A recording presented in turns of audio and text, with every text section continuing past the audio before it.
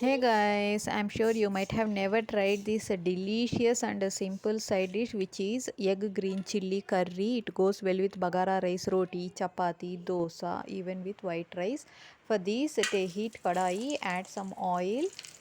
Now add green chillies, fry for a minute, and then one chopped onions and some garlic cloves and some ginger. Fry for 1 to 2 minutes. Now take a jar, add this fried onion and green chili mixture, add some coriander and grind it to a paste as shown in the video. In the same kadai, add some more oil with some turmeric and then add the boiled eggs. Fry for 4 to 5 minutes.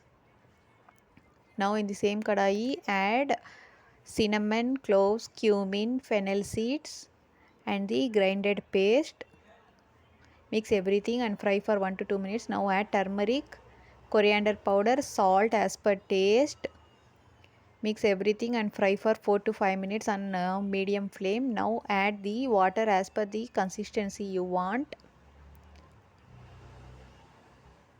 So finally squeeze some lemon juice and add the boiled eggs and cook for 2 to 3 minutes and enjoy. If you like the video, don't forget to click on like button. Thank you. Thanks for watching.